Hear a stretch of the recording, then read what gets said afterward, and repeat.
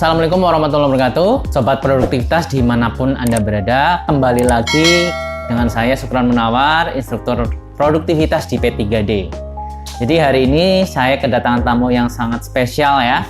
Salah satu karyawan di PT Aircon Pratama ya Pak ya. Ya. Mungkin kita langsung berkenalan saja dengan beliau. Ya, salam kenal. Saya Muhammad Rashid Karim. Biasanya dipanggil Ari. Ya, saya adalah Business Development Associate di PT Aircon Pratama. Namun kita dikenal AP Buildings sekarang. AP Building. AP Buildings, iya. Saya bekerja sudah sejak 2019, jadi almost 2 years ya. Udah hampir 2 tahun saya bekerja. Saya itu bekerja di sana tadi sebagai Business Development Associate. Saya itu in charge ya, tanggung jawab saya lebih ke arah making sure ada development in terms of internal dari perusahaan tersebut ya. Nah ini makanya saya senang banget ikut pelatihan ini karena produktivitasnya ini memang sangat butuh sekali ditingkatkan di Aircon di AP Buildings. Nah, Aircon ini lebih fokus kemana sih Pak untuk bisnisnya, ke arah mana gitu? Ya, jadi kita ada 3 bisnis line ya. Yang pertama itu kita fokus di building maintenance operation ya. Jadi kita itu memaintain gedung-gedung ya, gedung-gedung sekarang primarily pemerintah ya. Nah, di gedung-gedung pemerintah ini kita urusin housekeepingnya, kita urusin gardening. Kita juga melakukan teknisi ya, teknisi untuk berbagai hal yang di dalam gedung, operasi gedung, dan juga tentunya security. Security pun juga kita lakukan ya. Dan kita itu sangat in terms of operation management kita sangat custom made ya. Kalau mau dibilang kayak siapa ya, Louis Vuitton ya lah. Jadi sangat custom made di mana jika Anda memang hanya ingin housekeeping, monggo. Jika mau housekeeping dengan teknik, monggo silakan. Atau semuanya juga bisa gitu. Semuanya satu ini mantap, masuk semua, no problem. Ya. Nah, untuk bisnis line kedua kami melakukan commissioning ya. Commissioning jadi green consultation untuk gedung-gedung yang existing ya. Bagaimana mereka bisa menghemat energi ya. Ini banyak sekali pakar-pakar kita luar biasa ya. Project officer kita sudah banyak mendapatkan proyek-proyek kemarin mulai dari government side, dari OJK, PUPR, dan dari swasta pun juga banyak. Kemarin baru saja kita ada prospek ya ke beberapa well-known establishment seperti blibli.com lah, ya dan banyak lagi.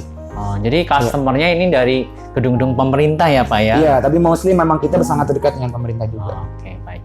Mungkin Pak Aris sudah mengikuti pelatihan kita ya Pak, kurang lebih 5 hari sampai hari ini ya. Nah, pengalaman apa sih yang Pak Ari dapat dari pelatihan yang kita sampaikan Pak?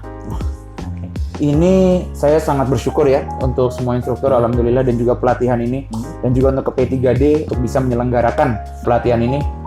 Luar biasa materi-materi yang saya dapatkan, mulai dari bagaimana meningkatkan produktivitas. Tapi yang salah satu yang luar biasa itu filosofinya juga. Filosofinya. Tidak hanya diberitahukan apakah itu atau bagaimana cara meningkatkan, tapi diberitahu unsurnya gitu. Kenapa kita butuh? Karena itu yang penting. Apa yang kita butuh supaya semua peserta itu mengerti di hatinya mereka, oh saya itu memang butuh tingkatkan produktivitas karena bukan hanya untuk saya, bukan hanya untuk perusahaan, tapi untuk sampai seluruh negara agar bisa meningkatkan produktivitas. Itu sesuatu yang sangat berharga. Kenapa? Karena jika seluruh negara bisa lebih produktif, maka perusahaan pun lebih produktif. Lebih banyak yang bisa dijual, dan itu pun bisa meningkatkan produktivitas akhirnya ke diri kita sendiri. Jadi very important ini ya. Filosofinya saya sangat suka, dan juga semua unsur-unsur dari teori-teorinya, mulai dari 5S, mulai dari Kaizen, kita terus terjun ke suggestive system, ya bagaimana agar karyawan-karyawan itu sangat excited ya untuk bisa memberikan masukan kepada atasan, tidak hanya memasukkan saran ke dalam box, tapi bisa membuat laporan yang luar biasa ya, dan bisa dihargai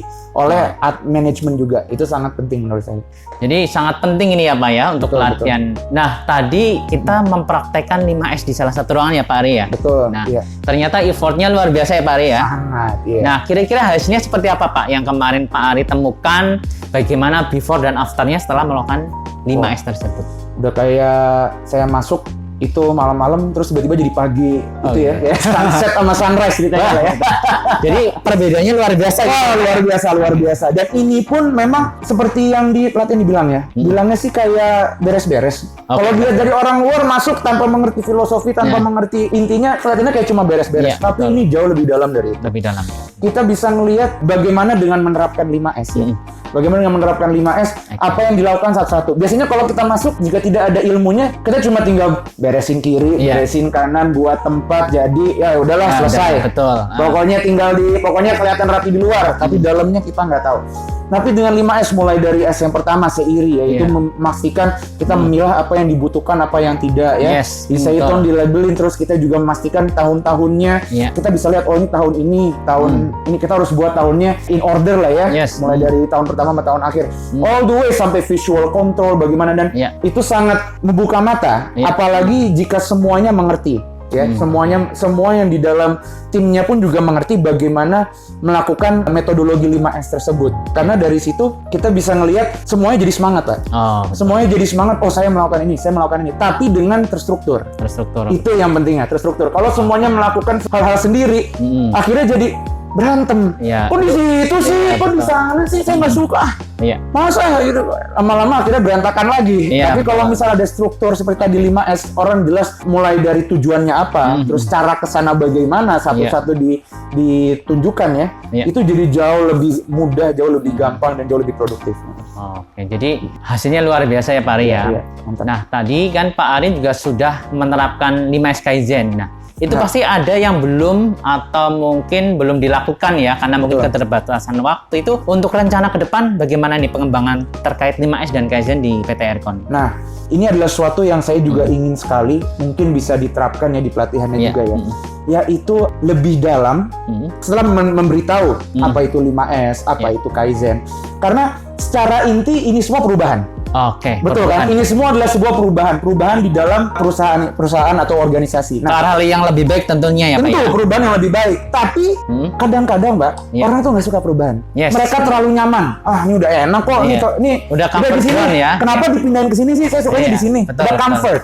Nah, ini adalah sesuatu yang bisa kita mulai dulu, yaitu komunikasi mengapa dibutuhkan, yaitu kembali filosofi pertama mengenai produktivitas. Kenapa pentingnya perubahan itu? Perubahan yang untuk menuju ke sesuatu yang lebih baik ya.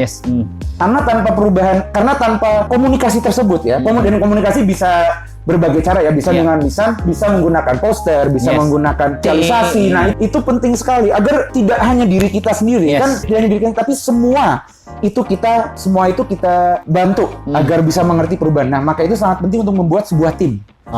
Sebuah tim yang memang gunanya ya, inti gunanya itu bisa melihat apa yang perlu dirubah, dinilai dulu apa yang perlu dirubah, lalu dari situ kita bisa implementasi ya di AP juga. Dan ini tidak hanya grup manajemen saja, ini dari seluruh, mulai dari operator sampai top manajemen gitu. All the way sama top manajemen, karena top manajemen mungkin mereka own the business, but they don't work the day to day ya. Mereka tidak tahu apa kesulitan yang dibawa, dan itu makanya sangat penting dari setiap divisi, dari setiap tingkat itu ada yang masuk ke dalam tim ini. Nah, ini yang kita mau mulai.